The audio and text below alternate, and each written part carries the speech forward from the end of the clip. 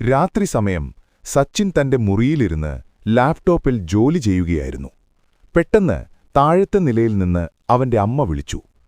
മോനെ, രാഹുലേ, ഒന്ന് താഴേക്ക് വരുമോ?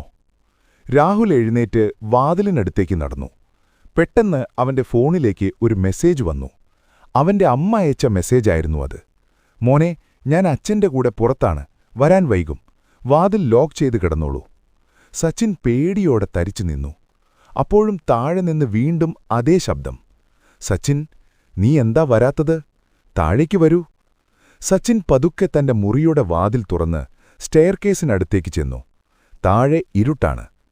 പടവുകളുടെ ഇടയിലൂടെ നോക്കുമ്പോൾ താഴെ അമ്മയെപ്പോലെ ഒരാൾ. സച്ചിൻ പേടിയോടെ വിളിച്ചു, അമ്മേ. താഴെ നിൽക്കുന്ന രൂപം പതുക്കെ തലതിരിച്ചു. അത് അമ്മയല്ല, വികൃതമായ മുഖമുള്ള മറ്റാരോ ആണ്. ആ രൂപം സച്ചിനെ നോക്കി ചിരിച്ചുകൊണ്ട് അതിവേഗത്തിൽ പടവുകൾ ഓടിക്കയറി അവന്റെ അടുത്തേക്ക് വന്നു.